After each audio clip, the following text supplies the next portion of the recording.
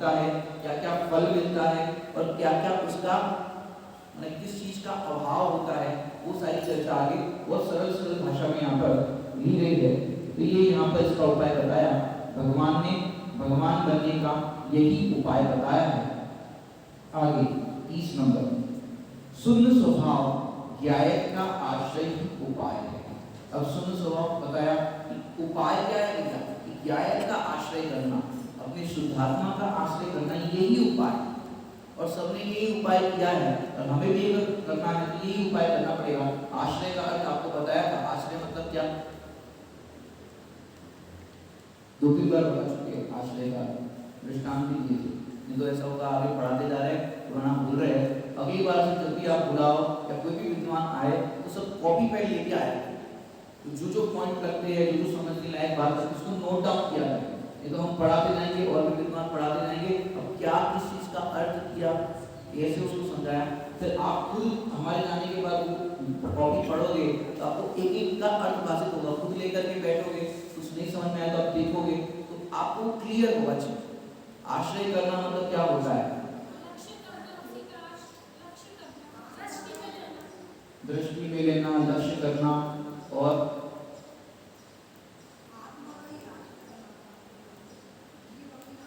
कोई आश्रय तो शब्द वही आया कि जैसा आत्मा का स्वरूप बताया वैसा विश्वास करना, प्रतीति करना। जैसे दृष्टांत दिया था पंखे का, स्विच का आश्रय करने पर पंखा, कंपनी का पंखा बनता है। अगर किसी बच्चे से भी पूछो, छोटे से बच्चे से, पंखा चालू करो, तो उसको इतना विश्वास है कि स्विच ऑन करना है, विश्वास है और कुछ नहीं। पंखा चालू करना है तो पास लेके आ गया और पंखा चलाने लग गया, ऐसा कोई नहीं करता। उसको विश्वास है कि स्विच के आश्रय से ही पंखा चालू होगा, स्विच के आश्रय से ही लाइट चालू होगी। दूध मीठा करना है तो क्या क्या आश्रय करते हो, किसका आश्रय करते हो, शक्कर का, तो शक्कर के आश्रय से दूध मीठा होता है, ये विश्वास है। तो ऐसे ही आत्मा का आश्रय करो, मतलब आत्मा का विश्वास करो, और आत्मा का विश्वास करने पर सम्यक दर्शन ज्ञान चरित्राणी मोक्ष मार्ग की सिद्धि होती है। ठीक है, उस ज्ञायक का आश्रय ही उपाय, अर्थात अपनी आत्मा का विश्वास करना, उसकी प्रतीति करना, निर्णय करना, यही एक उपाय है। अब यहाँ पर 30 नंबर में क्या कर रहे हैं, दल पायरी एक उक्त आवरण, एक उक्त विनिष्ट, एक उक्त परिण।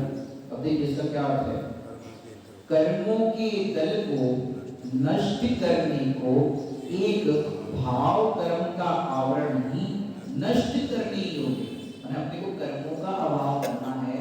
कर्मों के दल, जो कर्मों का दल है मतलब कर्मों का जो समूह है, दल माने समूह होता है, तो जो कर्मों का समूह है उसको नष्ट करने को एक भाव कर्म का आवरण ही नष्ट करने योग्य। देखो 9 कर्म है, 9 कर्म समझते सब लोग, आत्मा और शरीर से जो भिन्न है, शरीर को भी 9 कर्म कहते हैं और संयोगों को भी 9 कर्म कहते हैं।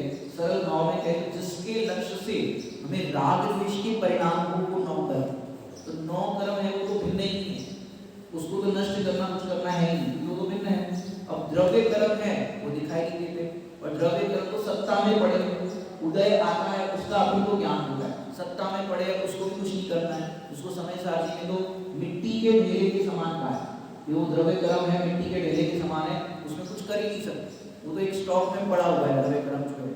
और उसके लिए तो जैसे नाचर देने तो दृष्टांत दिया कि जैसे मुट्ठी में रखी हुई जहर की पुड़िया, मुट्ठी में रखी हुई जहर की पुड़िया वो आपको नुकसान देगी कि नहीं देगी, मुट्ठी में रखी हुई जहर की पुड़िया नुकसान करेगी, यदि उसका सेवन करेंगे तो नुकसान करेंगे। ऐसे ही द्रव्य कर्म सत्ता में पड़े हुए वो नुकसान ही देते, उदय आया और उसमें अपन जुड़े तो अपने को नए कर्म बनेंगे। तो कह रहे 9 कर्म में कुछ नहीं करना है, द्रव्य कर्म में कुछ नहीं करना है, जो वर्तमान में भाव कर्म है, जो भाव कर्म हो रहे हैं उस भाव कर्म से भेदी ज्ञान करना है। जो संवर्धिकार में गाथा लिखी प्रसिद्ध गाथा है, उपयोग में है और क्रोध में, ऐसा भेद ज्ञान करने के लिए मेरा स्वभाव तो मेरे में है, क्रोध जो भाव कर्म है वो मेरे से भिन्न है। तो यहाँ पर ये कह रहे हैं कि भाव कर्म का आवरण ही नष्ट करने होंगे, जो भाव कर्म उत्पन्न होते हैं वो उत्पन्न ही ना हो। पुराने कर्म का उदय आया, वर्तमान में जिसने भेद ज्ञान किया, तो पहले दिन का प्रवचन याद करो, ये मेरा स्वभाव नहीं है, मैं तो एक ज्ञायक हूँ, 3 पट्टी वाला ज्ञान याद आया कि नहीं आया, पहले कर्म का उदय है, ऐसा जिनेंद्र भगवान ने कहा है। कर्म का उदय आया तो क्या करना है, ये मेरा स्वभाव नहीं है, मैं तो एक क्या है। जब ऐसा अनुभव करते हैं कर्म के उदय के कारण में, अब नए कर्म नहीं बन देंगे। ये अपेक्षा से यहाँ पर कहा कि भाव करण का आवरण ही नष्ट करनी होगी। जो भाव कर्म उत्पन्न हो रहे अब वो उत्पन्न ही नहीं होंगे, नए कर्म नहीं बनेंगे, नए कर्म नहीं बनेंगे फिर उसका उदय भी नहीं आएगा। तो पूरी जो साइकिल है द्रव्य कर्म, भाव कर्म, नौ कर्म की, तो नौ कर्म में कुछ नहीं करना है, द्रव्य कर्म में कुछ नहीं करना है। जो भाव कर्म है वो भाव कर्म के अंदर अपने कर्म का उदय आता है, सामग्री मिलती है, तो अपन उससे वेद क्या करें, ये मेरा स्वभाव नहीं, ये मेरे से भिन्न है, ये नए कर्म आपको बदलेंगे, उसका उदय आएगा। यही एक उपाय है यहाँ पर कि कर्मों के समूह को नष्ट करने को एक भाव कर्म का आवरण ही नष्ट करके जो आवरण का अर्थ क्या होता है, आवरण कि जैसे चित्र है, कोई अपन चित्र यहाँ पर लगाया, उसके ऊपर पर्दा लगा देते हैं, फिर अपन कहते हैं क्या इसका कोई अपन इनके हाथों से, इनके कपड़ों से इस चित्र का अनावरण करें। अब वो चित्र है वो अपनी जगह पे ही है, लेकिन उसके ऊपर आवरण आ गया, और जब अपन उसको हटाएंगे तो कहते हैं अनावरण। ऐसे ही आत्मा है, उस आत्मा के ऊपर कर्म का आवरण आ गया, लेकिन आत्मा उस समय कैसा है, आत्मा तो आत्मा ही है। जो चित्र है, चित्र तो वैसा का वैसा ही है। पहले किसी ने देखा नहीं होगा कौन सा चित्र है, नया चित्र लगाया है तो अपन ने उसके ऊपर पर्दा लगा दिया, और फिर सबको जिज्ञासा होगी कौन सा चित्र है, कौन सा चित्र है। जैसे ही अनावरण किया वो दिख गया कि दिख गया। तो आवरण लगाया था उस समय चित्र में कुछ फर्क पड़ा था कि कुछ फर्क नहीं पड़ा था, उस समय वो चित्र जीव का क्यों था। ऐसे ही आत्मा जीव का क्यों है, कर्म का उस पर आवरण आया, तो आवरण आया तो आवरण हटाने के लिए क्या करना पड़ेगा, जो यहाँ पर उपाय बताया कि कर्मों के दल को नष्ट करने को एक भाव कर्म का आवरण ही नष्ट करना है। चित्र को देखने के लिए क्या करना पड़ेगा, चित्र लगाया उसको देखने के लिए क्या करना पड़ेगा, सरल उपाय है, पर्दा हटेगा चित्र दिख जाएगा। ऐसे ही यहाँ पर इस आत्मा के चित्र को देखने के लिए, आत्मा को देखने के लिए क्या करना है, ये भाव कर्म का जो आवरण है उस आवरण को हटाना है। यहाँ पर पर्दा हटाना पड़ता है, लेकिन यहाँ पर भी वो कुछ नहीं करना है, यहाँ पर तो उस भाव कर्म से मैं भिन्न हूँ ऐसा जाना। तो प्रगट जो आत्मा है सदा काल मौजूद है, वो भगवान आत्मा प्रगट रूप में पर्याय में व्यक्त हो जाए, व्यक्त तो है ही, लेकिन वो आवरण हटने पर प्रगट रूप में उसकी अनुभूति हो जाएगी, साक्षात हो जाएगा। तो ऐसा उसका भाव कर्म का आवरण ही नष्ट करने योग्य है। एक शून्य स्वभाव अर्थात ज्ञाया के आश्रय से ही यह संभव है।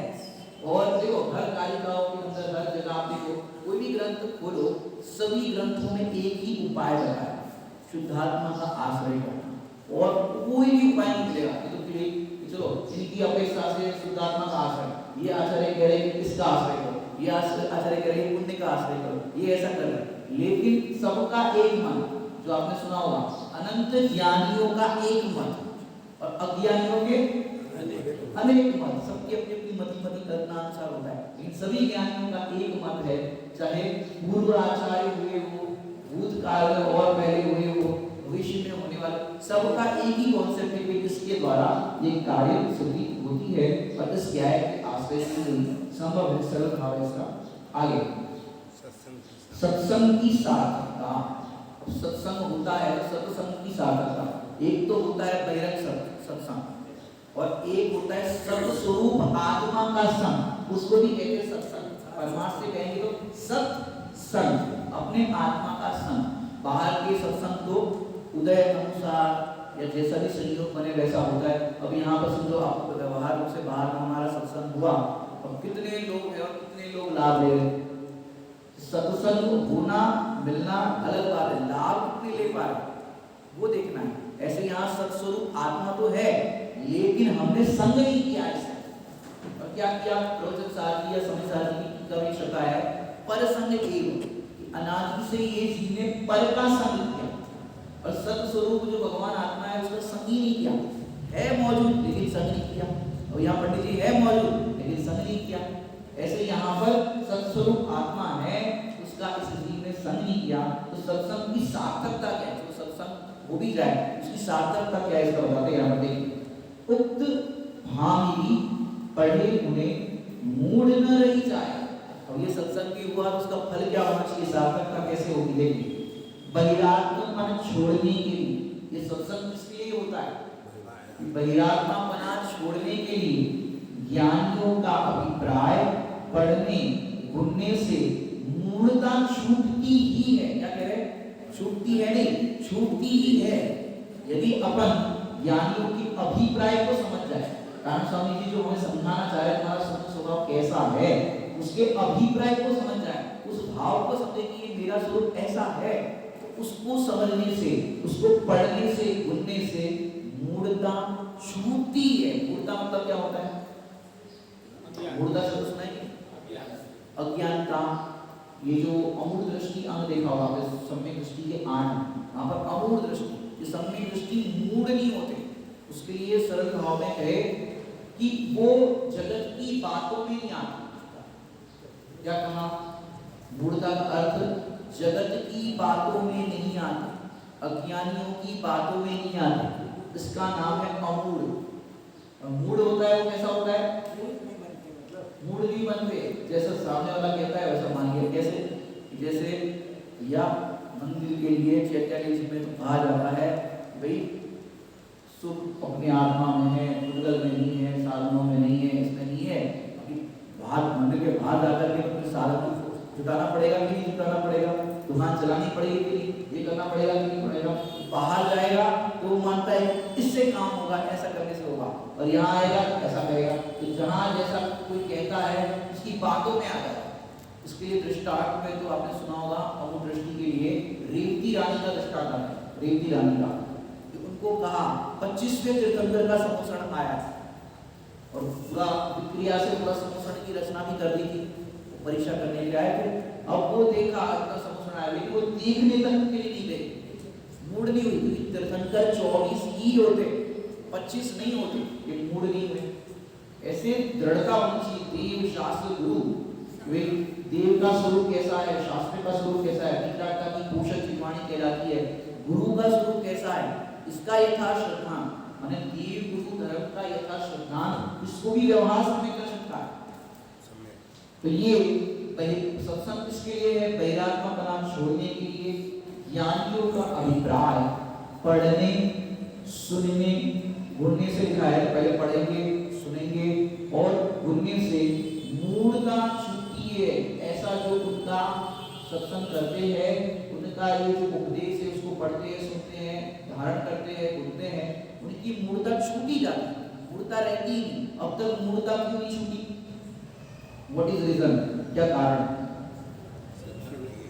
हमने पढ़ा कि नहीं पढ़ा, ग्रंथों को पढ़ रहे कि नहीं पढ़ रहे, बताओ, पढ़ रहे, किसी लोग पढ़ रहे, सुन रहे कि नहीं सुन रहे, कि सुन रहे, सुन रहे कि नहीं सुन रहे।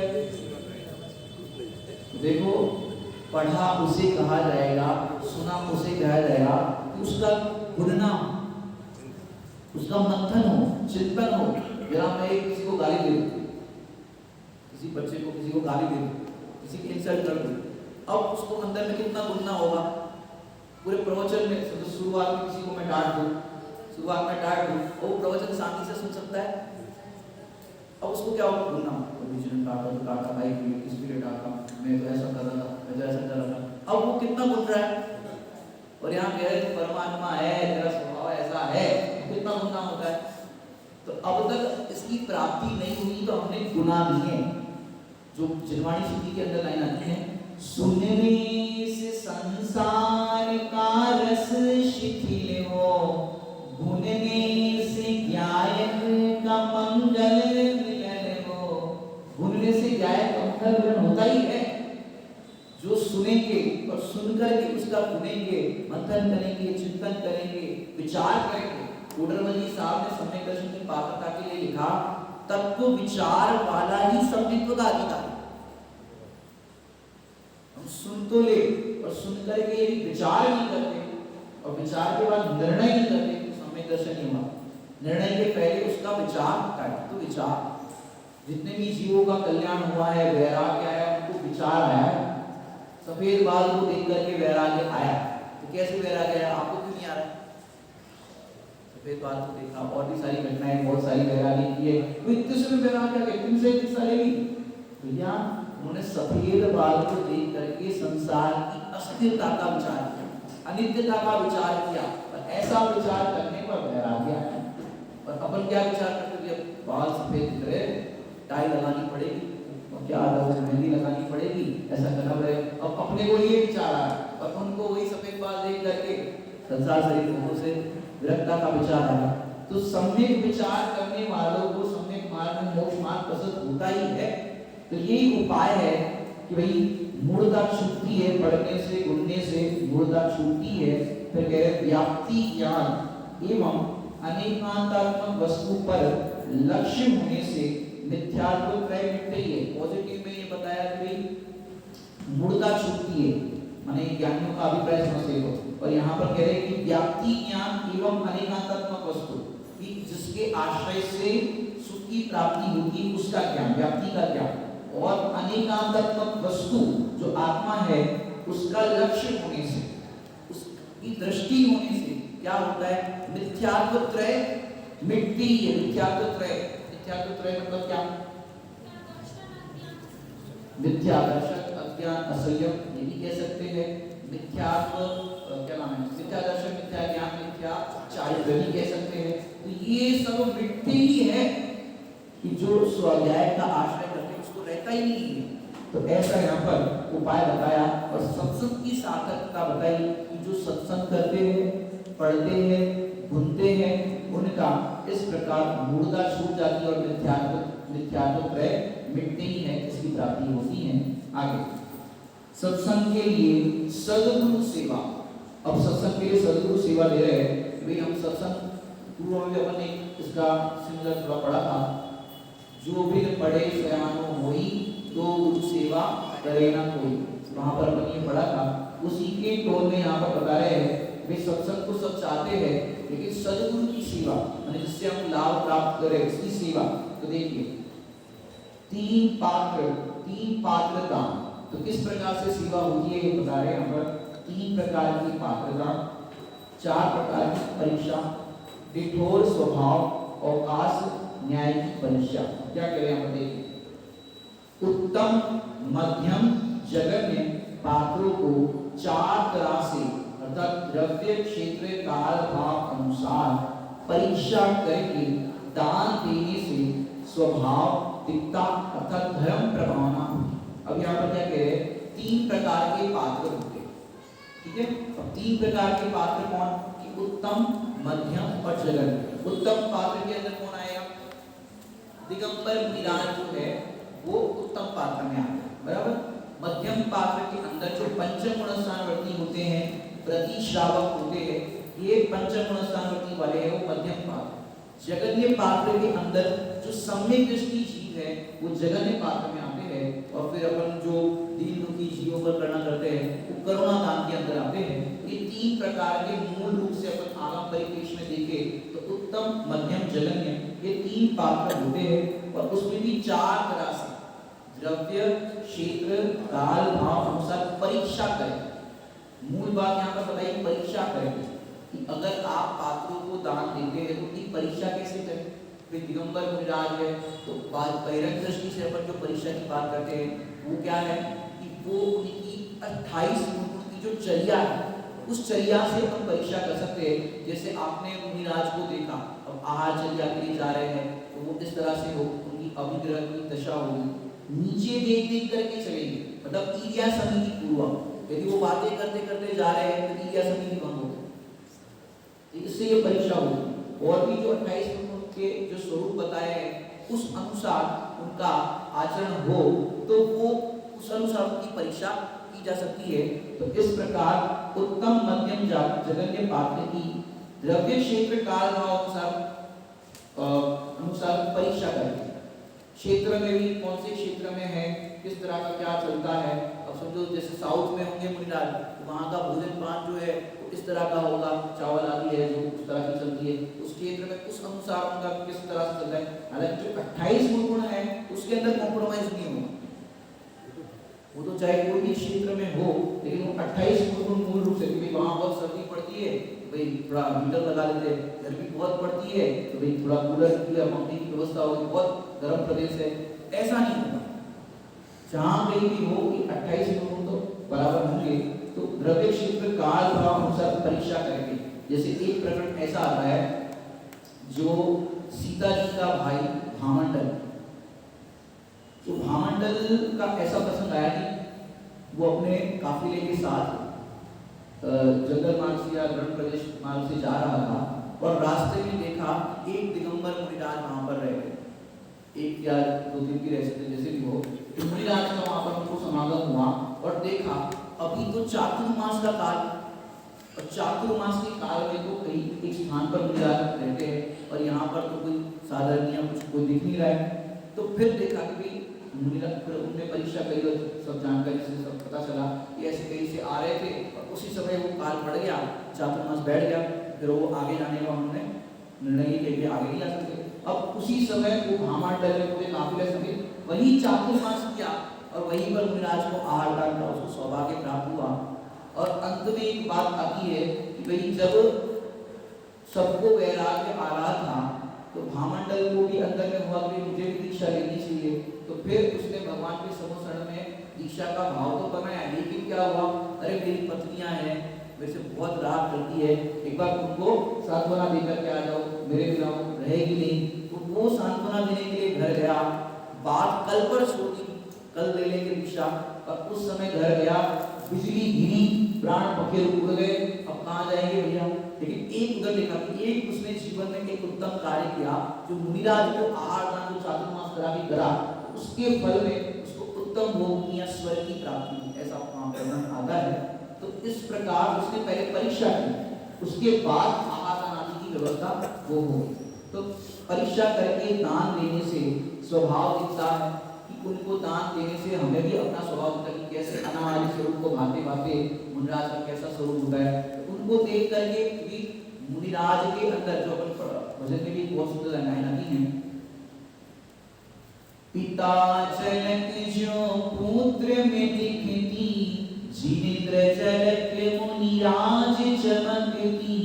ऐसे यहाँ पर उनका स्वरूप देख करके हमें अपने स्वरूप का भान आता है, ये ऐसा ही मेरा स्वरूप है।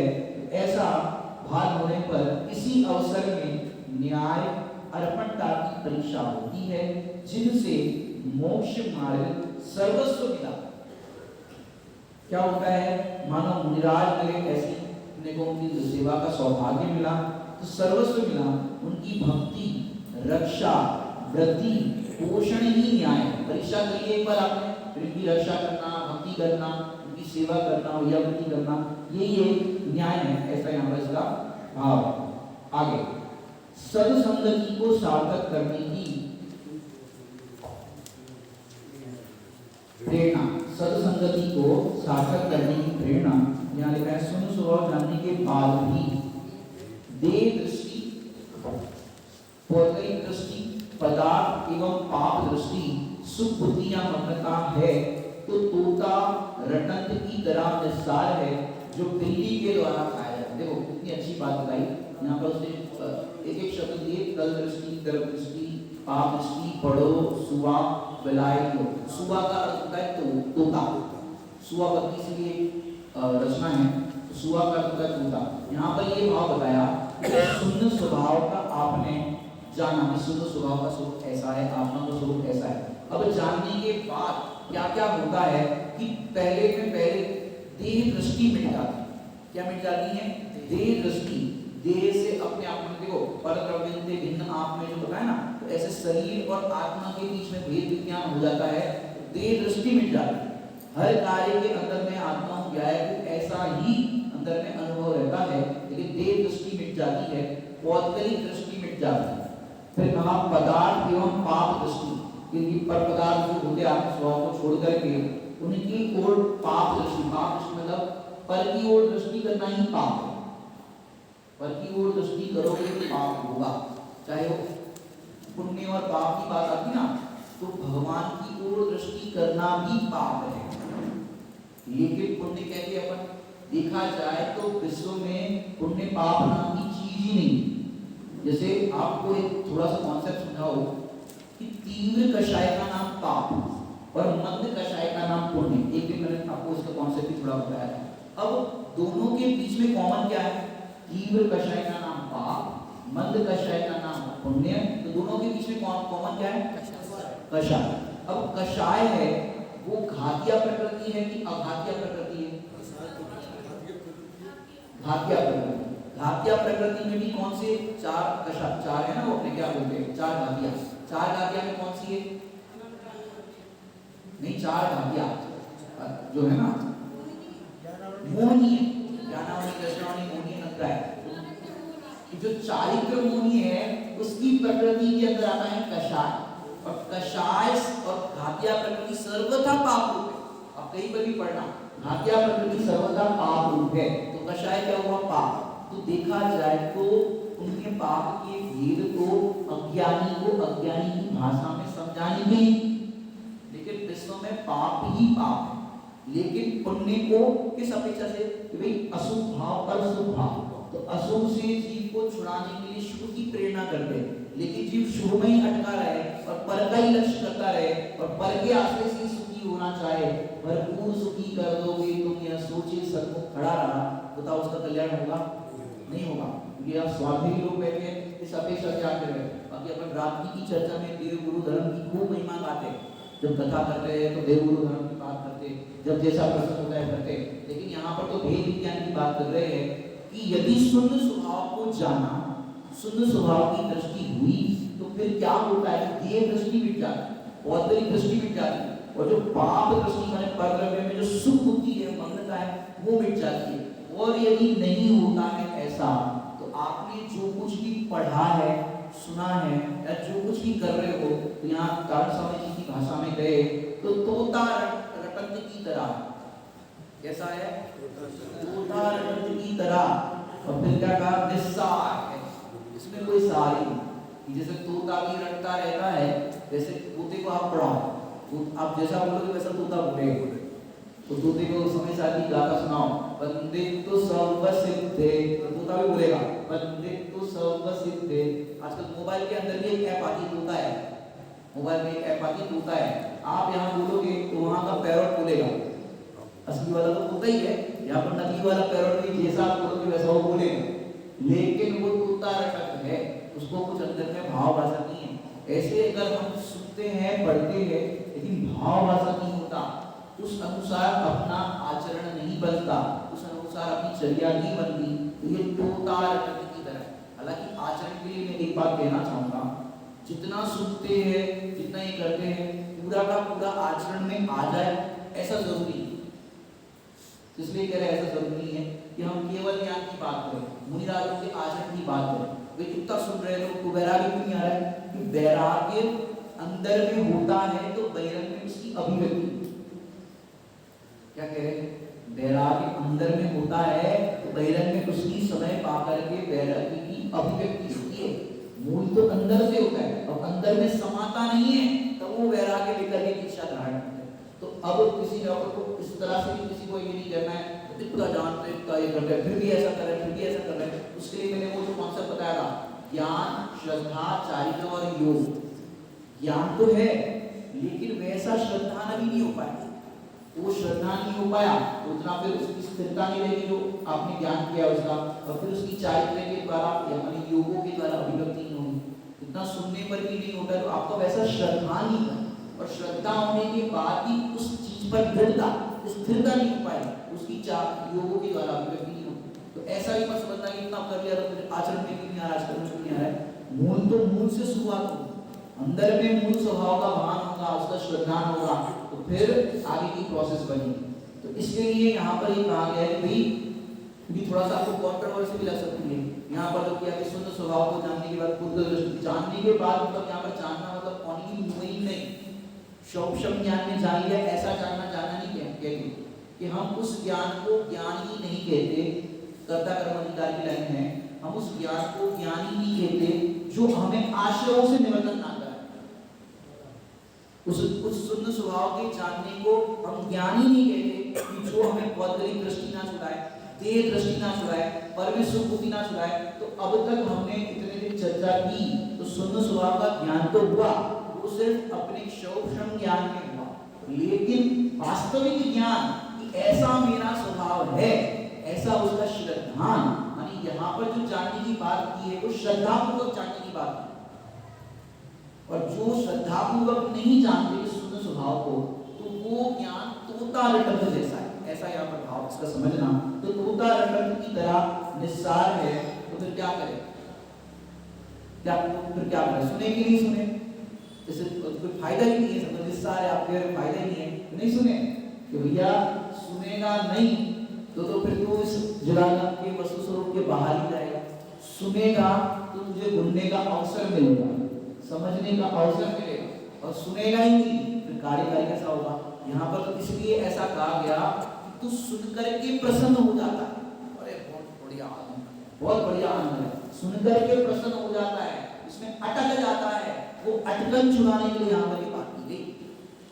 जो टूटरमनी साहब ने बहुत सुंदर सुंदर ऐसे मंत्र दिए हैं, उपदेश तो ऊपर चढ़ने के लिए दिया जाता है, और फिर उपदेश ये जो दिया ना, तुम तोता रटन की तरह बस पढ़ रहे हो, कुछ फायदा नहीं है, निस्सार है, या उपदेश ऊपर चढ़ने के लिए दिया जा रहा है कि भाई तुम मात्र सूक्ष्म ज्ञान में जानकारी मात्र मत करो, उसको श्रद्धा के अंदर बैठा करके श्रद्धा पूर्वक ज्ञान करो, तो फायदा है। नहीं तो ऐसा तोता रटक वाला ज्ञान तो इतनी बार हो गया, मुनि व्रत धार अनंत बार ग्रेड उपजायो, व्रताली के लिए ऐसा कहा, और फिर आगे 11-9 का पाठ ही हो गया, लेकिन मैं क्या हूँ ऐसा श्रद्धा पूर्वक ज्ञान किया नहीं बात।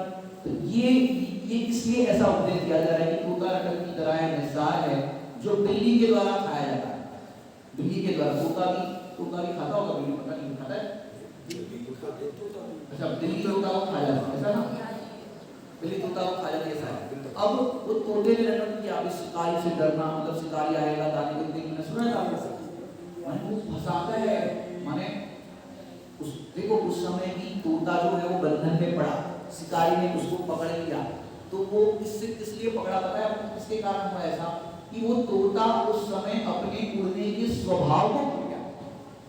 गलती उसकी है कि वो उस समय जो नल्ली होती, नल्ली जो शिकारी को क्या करते हैं, पेड़ आदि होते ना, तो वहां पर ऐसा गोल राउंड ऐसा बनाते हैं, और उसके नीचे ऐसी नल्ली, मतलब लाइट वेट की नल्ली होती है, और जैसे ही तोता उस पर बैठेगा, दाने के लोग में बैठेगा, वो नल्ली उसके पैरों में से पूरे वजन के कारण उलट जाएगी, और वो पकड़ के रखेगा उसको, फिर मैं और उल्टा हो जाएगा, नीचे धरती दिखेगी, अरे भैया नीचे गिर जाऊंगा, नीचे गिर जाऊंगा, और वो शिकारी उसको पकड़ लेता है।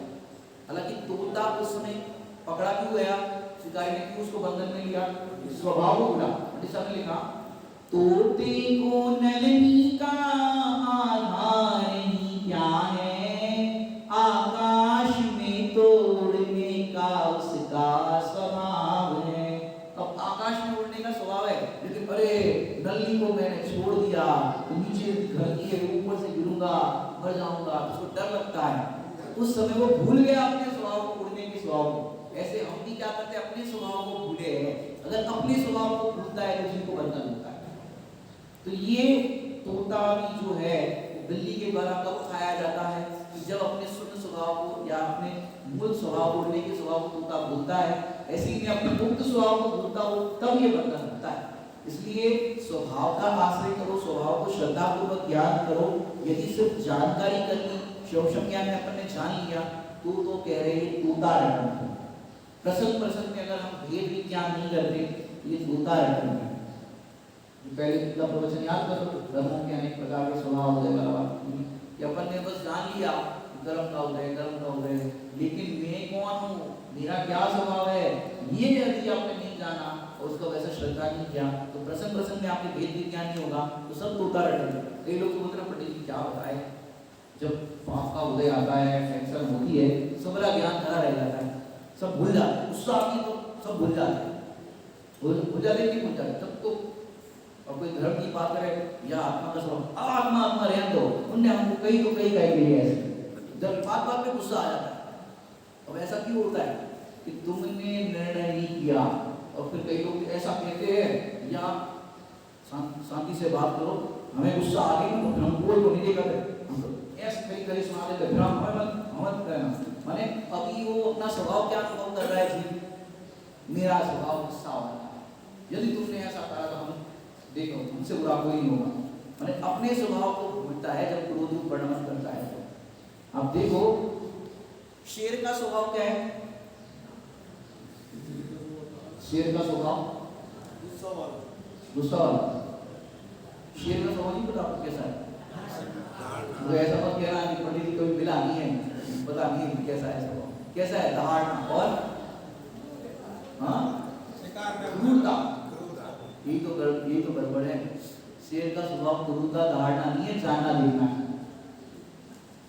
क्या कह रहे हम भी पर्याय दृष्टि से अपने और दूसरे को देखते हैं, शेर को भी देख रहे हैं, शेर का स्वभाव क्रूरता दहाड़ना है। बताओ महावीर भगवान के वो जो पूर्व पर्याय का है, दो मुनिराज ने उपदेश दिया, कितने मुनिराज को खाया उसने, कि उसका स्वभाव जानना देखना है। वो तो मुनिराज का चलो समझना नहीं कि महावीर भगवान का जीवन समय दर्शन का काल था। आपने सुना हो जयपुर के अंदर दीवान अमरचंद जी हुए, दीवान अमरचंद जी जो थे माने बहुत स्वाध्याय की थे, सब बोले जैन लोग कहते हैं भाई अहिंसा का पालन करना चाहिए, ये करना चाहिए, सभी चीज ज्यादा दृष्टा ये है, एक काम करो परीक्षा तो की जाए, बड़े ज्यादा दृष्टा की बात करते ये करते हैं। तो उस समय 5-6 दिन लगभग शेर को भूखा रखा गया और बोले ये देखो ये शेर है, बताओ इसका स्वभाव क्या है, बोले इसका स्वभाव भी जानना देखना है, कायदा परीक्षण करना है। बोले ये तो मांस खाता है, ऐसा करता है, बोले ऐसा नहीं है, उसको योग्य वस्तु जितनी उसको भूख है उस अनुसार आप भोजन दे दो। और जंगल में रहते तो उनको और कुछ मिलता ही नहीं, रोटी और सब चीजें मिलती नहीं, वो उस चीज का भक्षण करता है जो जंगल में मिलता है। सुअर का क्या खाना है, सुअर का भोजन क्या है, सुअर क्या खाता है, विष्ठा खाता है। अब केला खिला करके देखना खाएगा कि नहीं, देख लेना, रोटी खिला करके देखना खाएगा कि नहीं, खाएगा। आप गाय को रोटी डाल देते हो और लोगों को डाल देते हो, समझो ये कर देते हो, तो वो उसको तो समझो वही मिलता है जो मिलता है। अगर आप केला खिला करके कोई भी चीज अपन जो भोजन करके वो खिला करके वो खाएगा, उसको दूसरी चीज मिलती नहीं, इतना पुण्य उसका ही है, तो वो विष्ठा खाना है। कौन चाहेगा विष्ठा खाना, उसको आप बढ़िया बढ़िया चीज खिलाने की बात नहीं कर रहे, हम तो ये कह रहे हैं इसका स्वभाव भी ये सब खाना नहीं है, अच्छी चीज नहीं मिलती, इसका आर्ट हो सकता है। जैसे शेर के लिए दीवान अमरचंद जी ने 6-7 दिन तक उसको भोजन नहीं दिया था शेर को, पिंजरे में जा करके उसने जलेबी खिलाई, ये पंचम काली घटना है, जलेबी खिलाई उसका, तू चाहे तो मुझे खा ले या ये जलेबी खा ले। शेर भी मनोभाव को समझता है और हमारी सब दोस्ता है। तो उस टाइम पे दीवान अमरचंद जी ने जलेबी खिलाई उस शेर को। ऐसे कई जगह पे आपको चित्र भी दिखेंगे उसको, और आजकल तो ये मार्बल्स आदि में भी उसके वो बना करके शिल्पकला के द्वारा बनाया जाता है। तो स्वभाव उसका क्या है कि स्वभाव उसका भी जानना देखना है। वो स्वभाव को भूलता है वैसा वर्णन करता है, जैसे हम अपने स्वभाव को भूले तो वैसा वर्णन करते हैं। तो ऐसा अपने स्वभाव को भूलते हैं, तो स्वभाव का ज्ञान ही ज्ञान हो तो भूले। और कहने में आता है कि अपने स्वभाव को भूला है, मोह महामद पियो अनादि भूल आपको भरमत वाली, कि अपने आप को भूला है इसलिए ऐसा है। और हम भी किसी को देखते तो पर्याय दृष्टि से ऐसे देखते। अभी कोई यहाँ पर शराब पी करके आए, नशे में से डोल रहा हो, तो संदीप जी आप प्रवचन में जगह करोगे, बिठाने के लिए बिठाओगे उसको शराबी को, क्या करोगे? तो ऐसे हो ऐसे कहाँ से आ गए? और यहाँ पर कितने लोग शराब पी के आए? हाँ, उसको तो भगा रहे शराबी को, अरे शराबी हटाओ उसको। अरे वो शराबी आया है, उसको तो अगर एक बार समझ में आए ना, शुद्ध स्वभाव आत्मा का स्वभाव जानना देखना है, शराब पीना नहीं, उसको समझ में आ जाए ना, उसकी नशा उतर जाए। और अपन अनादि से पिए कहते, हमारा नशा उतर ही नहीं रहा है कि नहीं परमात्मा को तुम्हारा शुद्ध स्वभाव है, आत्म स्वभाव है, इसके आश्रय से सुख प्रकट होता है। इतनी सुना रहे तो भी हाँ पंडित जी नशे में डोल रहे कि डोल रहे। तो उसकी शराब तो रात में पियो सवेरे उतर जाए, और ये अनादि की मोह रूपी मदिरा उतर ही नहीं है। ये श्री गुरुओं के वचन सुनने पर भी हृदय में प्रवेश नहीं होते, तो क्यों नहीं होते? इसके लिए जीव के परिणामों में ऐसा है कि जिस भावना से आप आओगे स्वाध्याय सुनने, वो आपको ग्रहण होगा। जिसको मति ज्ञान के अंदर अवग्रह इहा अवयव और ठाना, तो इहा इहा मतलब जिज्ञासा, जिस जिज्ञासा से आओगे वो होगा। हमको शुद्ध स्वभाव विषय समझना है, विषय समझ में आ जाएगा। आत्मा समझना है, आत्मा की ललक है तो आत्मा समझ में आएगा। बाकी तो चलो भैया सुन के आ जाओ, कथा है अच्छा लगता है, ये है, माने जिस प्रयोजन से आओगे आपको वो प्राप्त होगा। लेकिन मुझे समझना है, मुझे अपना हित करना है, इस भावना से अगर सुनोगे तो हित होगा। तो ये अगर अपनी दृष्टिकोण बदल जाए सुनने का, और कई बार हम लोग स्वाध्याय में भी कहते हैं, जैसे स्वाध्याय जब समाचार आदि का कहीं पर लेते हैं तो कई लोग भैया कौन सी गाथा ले रहे पंडित, हम बोल रहे ये गाथा ले रहे, हाँ ये गाथा ले रहे हो, अच्छा ये गाथा, और उसमें ये गाथा में ऐसा क्या हुआ, आनंद क्यों नहीं आया, अरे ये गाथा तो अपने बाबूजी युवल जी से सुनी है, डॉक्टर हुकम चंद जी भाई जी से सुनी है, सुमत प्रकाश जी भाई साहब से सुनिए, इनसे सुनिए, उनसे सुनिए। अब जो पहले का अंदर में है ना कि मैंने सुन रखा है, अब उसकी भूख खत्म हो गई। पहले से लगता है ना भी हमने सुन रखा है तो भूख खत्म हो गई, अब वो प्रवचन भी सुनेगा उसको कुछ ग्रहण नहीं।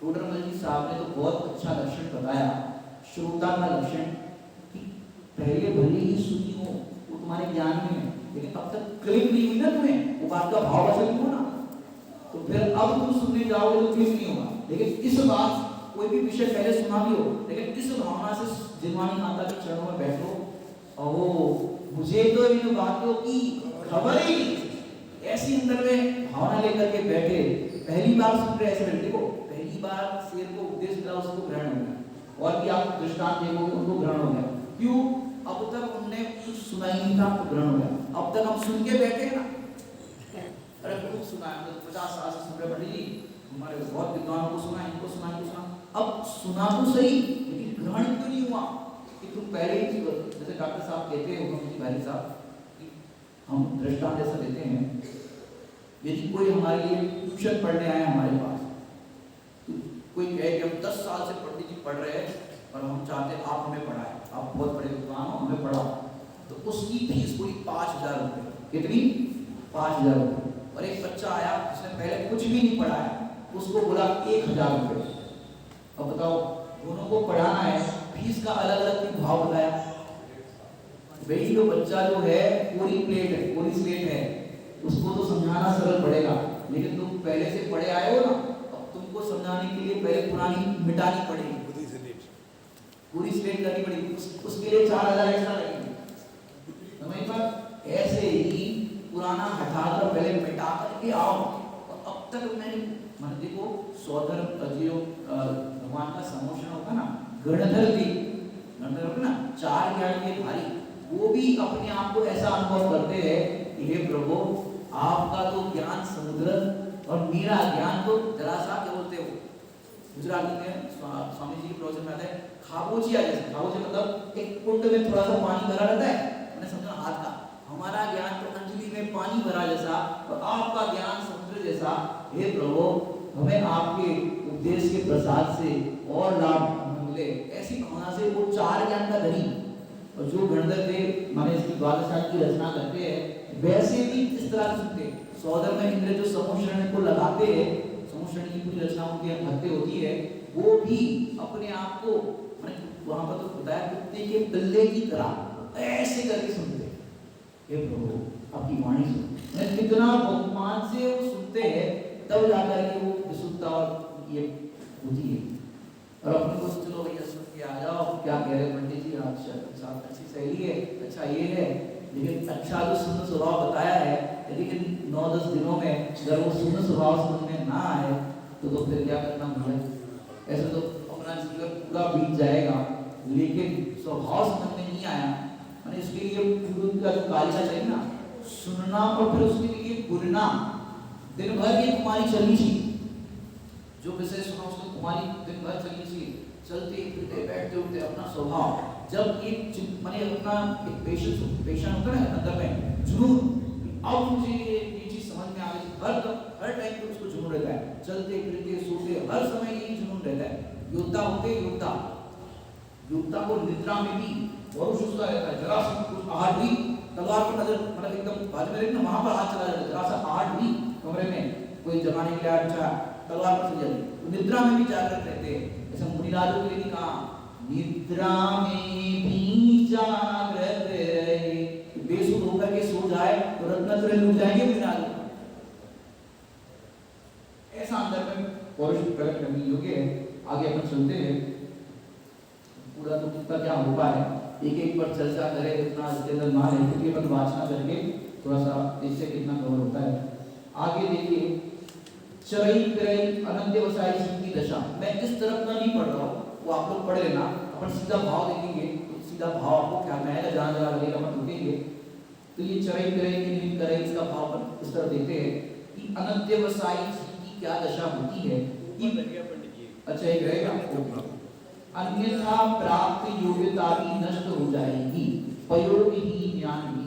कि भाई शुद्धोपयोग रहित ज्ञान नष्ट हो जाता है। कि आपने शास्त्र ज्ञान बहुत कर लिया लेकिन शुद्धोपयोग नहीं किया तो प्राप्त ज्ञान भी नष्ट हो जाएगा। कई लोगों को आपने देखा होगा 60 साल की उम्र हो गई, बूढ़े हो गए और पूरे जिंदगी भर स्वाध्याय किया और अंत समय ज्ञान सब भूल उड़ा गए। कोई साधक में मिलने के आए, तो ये कौन है, ये रोज साथ में बैठे उनको तक नहीं पहचान पाए। तो ऐसी दशा हो जाती है।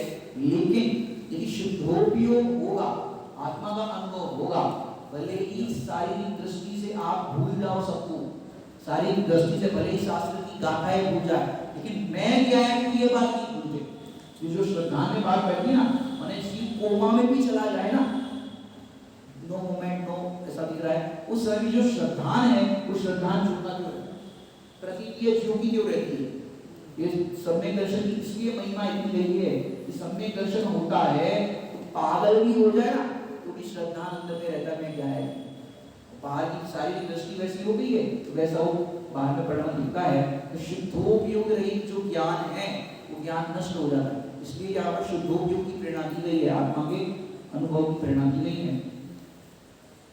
अन्यथा प्राप्त योग्यता भी नष्ट हो जाती है, प्राप्त ज्ञान भी नष्ट हो जाता है, ऐसा यहाँ पर भाव है। अनंत्यवसायी जीव की दशा यहाँ पर देखते हैं। पशुवत मनुष्य अनंत्यवसायी। पशुवत मनुष्य इसलिए कहा कि पशु क्या करते हैं, बताओ पशु क्या करते हैं, खाते हैं, पीते हैं, सोते हैं, यही उनकी जीवन है। तो यहाँ पर पशुवत मनुष्य कहा कि खा पी करके हंसता है।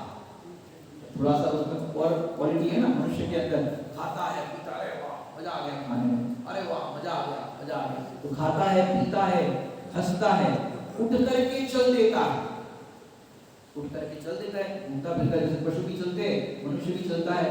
फिर पूंछ हिलाता है, क्या करता है, पूंछ हिलाता है, खुशामदी। खुशामदी मतलब क्या होता है, जी हल्की करता है, चाकरी करता है। पशु भी चाकरी करता है कि नहीं अपने मालिक की।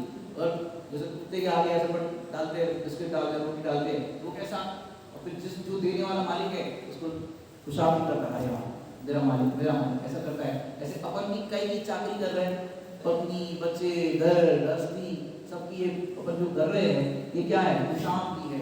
सबको प्रसन्न करना चाहते हैं, पत्नी को बच्चों को सबको प्रसन्न करना चाहती है। क्या है, माता बहनें भोजन बना दी तो गाय किसको प्रसन्न करना चाहती है, वे अच्छे से अच्छी डिश बनाए और घर वाले जो मेंबर्स हैं सब प्रसन्न रहे। क्या चीज बनाई है, महिलाएं प्रसन्न, क्या अच्छी चीज बनाई है, महिलाएं प्रसन्न, और नहीं प्रशंसा करो तो ये खुशामदी तो है। और क्या है, यही करते रहते हैं घर मने बोलते हैं तिर्यच भी अपना पेट भर लेते हैं, तिर्यच भी अपना जीवन यापन कर लेते हैं। लेकिन तिर्यच और मनुष्य में कुछ अंतर तो होना चाहिए।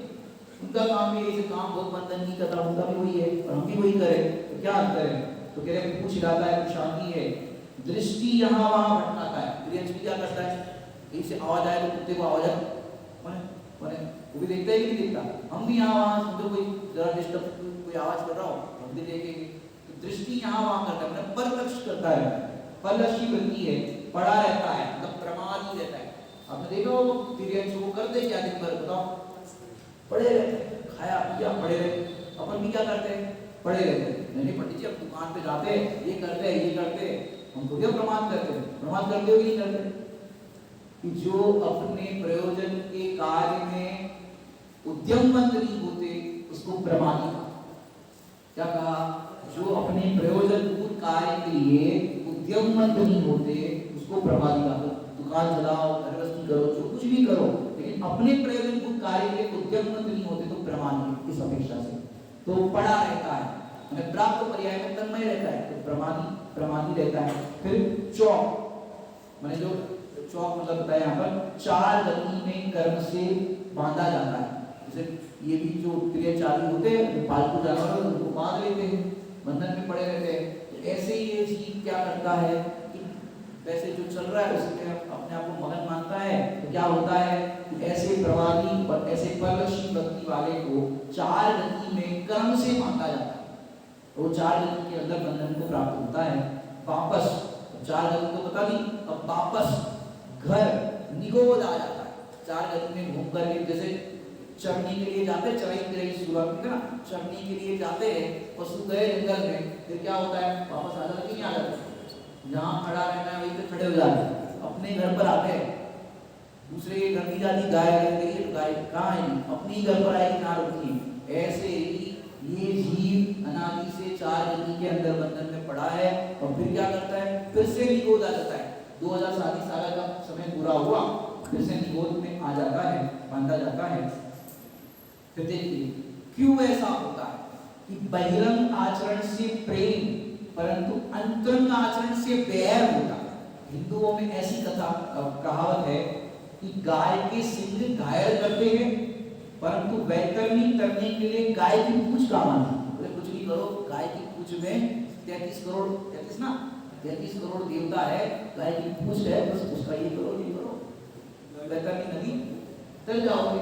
भाई गाय के सिंग से तो बैर, गाय के सिंग मार लेगी, गाय है वो सिंग मारती ना, तो सिंग मार लेगी, तो सिंग से तो बैर, इससे दूर रहते, लेकिन पूंछ से प्रेम, ये इसके अंदर 33 करोड़ देवता है, इसका ये कर लो, फिर जाओगे। तो यहाँ पर इसका भाव बोला कहावत के माध्यम से कि बहिरंग आचरण से तो प्रेम करता है, बाहर की देहाती क्रिया से तो अपने आप को मानता है कि मैं बहुत धर्म कर रहा हूँ, लेकिन अंतरंग आचरण से प्रीति नहीं करता, अंतरंग आचरण से तो बैर रखता है। बाहर का तो मैं कहूँ कि उपवास करने से आपको सम्यक दर्शन की प्राप्ति होगी, तीर्थ यात्रा से सम्यक दर्शन की प्राप्ति होगी, तो कितने लोग करने तैयार है? नहीं, जो प्रोसेस अगर हो, कितने लोग कर सकते हैं उपवास? या एक उपवास करो, सम्यक दर्शन हो जाए, कितना सरल है। एक तीर्थ यात्रा करो, सम्यक दर्शन हो जाए, संसार समुद्र का किनारा अपना अंत आ जाए, कितना सरल है कि बहिरंग आचरण करने के लिए तो कुछ भी कर सकता है। कोई को दान दे दो, मंदिर में दान दे दो, तो आपका कल्याण हो जाएगा, तो दे सकते हो कि दे सकते, पाई जोड़ करके भी देगा आदमी, मुक्ति प्राप्त हुई तो और क्या चाहिए। लेकिन कह रहे हैं बहिरंग आचरण से तो प्रेम करता है, और अंतरंग आचरण से बैर रखता है कि जहां कुछ करना ही नहीं है, बाहर में तो कुछ करना पड़ता है, यहाँ कुछ करना ही नहीं है, सहज प्राप्त है वो स्वीकार करना है, प्राप्त है वो पर्याप्त है, और कुछ की जरूरत नहीं है, लेकिन उस अंतरंग आचरण से तो बैर रखता है। तो कह रहे हैं ऐसा जीव का लक्षण बताया अनध्यवसायी जीव का, ये अनध्यवसायी जीव की ऐसी ही दशा होती है। आगे बढ़ते हम 36 द्रव्य दृष्टि करो कि भाई पापों को खंड खंड नष्ट करने के लिए द्रव्य दृष्टि करे तो रत्नत्रय का श्रृंगार हो जाता है। रत्नत्रय माने सम्यक दर्शन ज्ञान चरित्र का श्रृंगार हो जाता है। पापों को खंड खंड नष्ट करने के लिए माने आपको पापों का अभाव करना है, कर्मों का अभाव करना है, तो द्रव्य दृष्टि करो। तो द्रव्य दृष्टि करोगे तो पापों का खंड खंड हो जाएगा और रत्नत्रय का श्रृंगार होगा।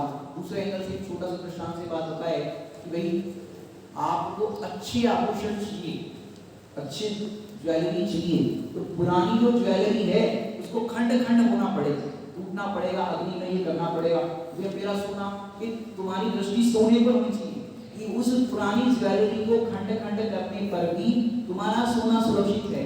ऐसे ही ये पाप खंड खंड होने पर भी, शुभ विकल्प या शुभ भाव के खत्म होने पर भी मेरी दृष्टि तो एक ज्ञाय भाव पर है। वो द्रव्य दृष्टि करने वालों को क्या होता है कि वो रत्नत्रय का श्रृंगार होता है, इसके लिए रत्नत्रय के आभूषण बनते हैं। और फिर नहीं, ये पुरानी अंगूठी बहुत पसंद है, ये लॉकेट बहुत पसंद है, इसको नहीं दे सकते, इसको नहीं दे सकते। अगर उससे प्रीति करते रहोगे तो नए आपके आभूषण नहीं बनेंगे। ऐसे ही आपको रत्नत्रय का श्रृंगार नहीं होगा। ऐसा यहाँ पर द्रव्य दृष्टि करने की प्रेरणा दी गई। आगे ज्ञानी का अंतरंग बहिरंग आचरण पयोगहीन आचरो, अर्थात शुद्धोपयोगी अर्थात पर के लक्ष्य बिना आचरण करो। आचरण करना है तो कैसा करो, पर के लक्ष्य बिना आचरण करो। मतलब सुन्न सुराव की दृष्टि वाला जीव उपयोग रहित आचरण महाव्रत आदि करता है तो कैसे करता है? जलते भिन्न, उसकी दृष्टि है शुद्ध उपयोग पर, लेकिन मन आत्मा पर, शुद्ध उपयोग आत्मा पर, शुद्ध द्रव्य पर दृष्टि है। अब वो शुभ भाव भी कर रहा है, महाव्रत आदि भी करता है, फिर भी कैसा करता है कि जैसे जलते भिन्न कमल है, कि जैसे जल में कमल को स्पर्श तक नहीं किया, ऐसी उसकी अनुभूति ऐसी होती है कि ये महाव्रत आदि को पालते हुए भी मैं इसका पालने वाला नहीं हूँ, मैं तो मात्र ज्ञाता दृष्टा हूँ। ऐसा अंतरंग बहिरंग आचरण की बात है। आगे अनंत ज्ञान स्वभाव मेरे तेरे पास तो एक सा ही है, वह आपके पास प्रकट है, और यदि आपको प्रकट है तो मुझे भी प्रकट हो जाएगा। अब इसके लिए दृष्टांत देना पड़े, समय तो आपका हो रहा है कि अनंत ज्ञान स्वभाव मेरे तेरे पास एक सा ही, दोनों के पास एक सा ही है। आपने प्रकट कर लिया, हमें प्रकट करना है, इतना अंतर है यहाँ पर। इसलिए एक छोटा सा दृष्टांत देता हूँ। दुनिया में बहुत भिखारी है, समझो अपने भारत में भिखारी बहुत है, तो मोदी जी को दया आई कि स्वच्छता अभियान से देश में स्वच्छता तो हो गई, लेकिन करप्शन भी हमने धीरे धीरे नोटबंदी आदि करके थोड़ा सा उसमें भी कंट्रोल किया है। आजकल ऑनलाइन पेमेंट आदि से भी वो सब चीजें जो है उसको भी हमने कंट्रोल किया है। अब एक काम करते हैं, बहुत गरीबी है तो सबको एक काम करते हैं, सबको 1-1 करोड़ का चेक दे देते हैं, देश में कोई गरीब नहीं रहना चाहिए। तो ऐसा हमने योजना बनाई, 4 घंटे के लिए सबको उस आयोजन में बुलाया, सारे भिखारियों को इकट्ठा किया। भिखारी सोचे कुछ लड्डू पेड़ा कुछ ना कुछ बांटे, मिठाई बांटे, खाने मिलेगा, उनको थोड़ी मालूम क्या मिलेगा। भाषण दिया, देश में गरीबी नहीं रहनी चाहिए, सब लोग एक दूसरे को देख रहे हैं, ये क्या कर रहे हैं, गरीबी नहीं रहनी चाहिए, जो खाने पीने दो तो गर्मी पड़ रही है, होती है, सब आपस में ऐसी बातें कर रहे हैं। फिर लास्ट में सबको लाइन से बुलाया और 1-1 करोड़ के चेक।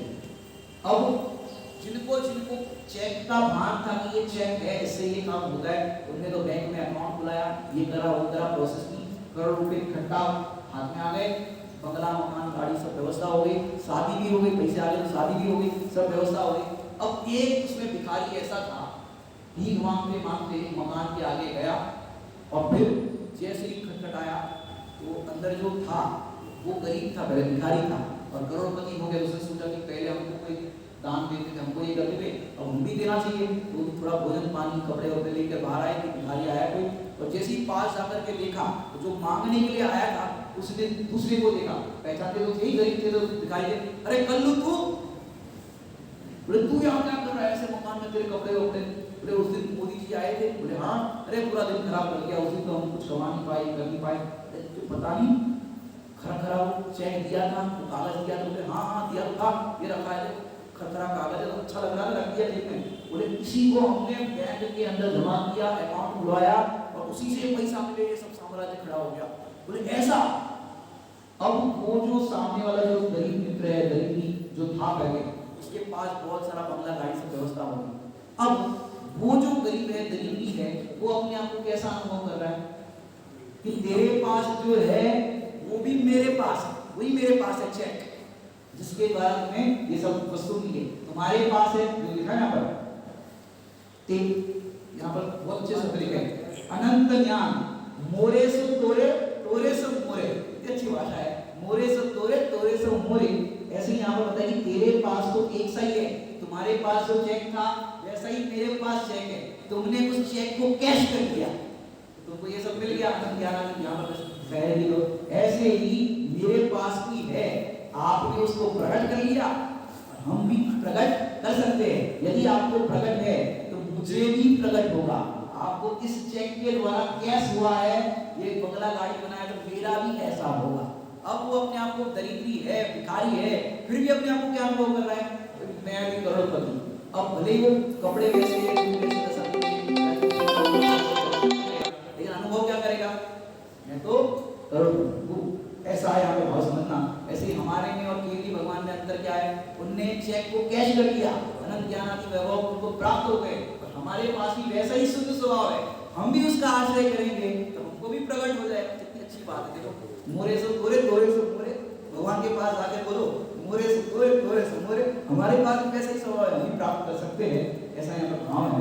आगे शुद्ध स्वभाव के आश्रय से 5 प्रकार के अंतराय कर्म का नाश होता है।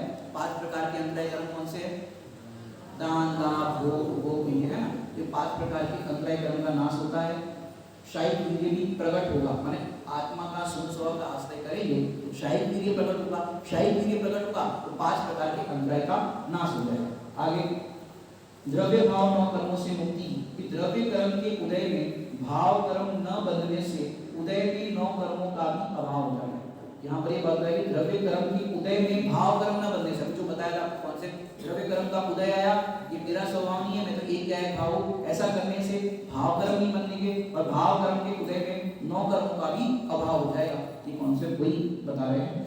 आगे अब कभी उत्पन्न नहीं होंगे, क्या नहीं उत्पन्न होगा, यहाँ पर बता रहे हैं उमति, उशुद्ध और कुअवधि उत्पन्न होगी। जब ये शून्य स्वभाव का आश्रय हुआ, सम्यक दर्शन हुआ, तो सम्यक दर्शन होने पर सुमति ज्ञान कहा जाता है, सुमति ज्ञान, सुषुप्त ज्ञान कहा जाता है। और आगे केवल ज्ञान होगा तो केवल ज्ञान की अपेक्षा से अब मति, शुद्ध, अवधि, मन, पर्यय 4 ज्ञान भी नहीं होंगे, कुमति, कुशुद्ध, कुअवधि ज्ञान भी नहीं होते और मन, पर्यय ज्ञान का भी व्यय हो जाता है। ऐसा यहाँ पर उसका बताया भाव। भाव मोक्ष प्रकट करके, भाव मोक्ष प्रकट होता है तो 3 प्रकार के शल्य मिटाकर 4 घातियां कर्म नाश कर, 4 घातियां कर्मों का नाश कर 5वें ज्ञान अर्थात केवल ज्ञान का राज प्रकट होता है।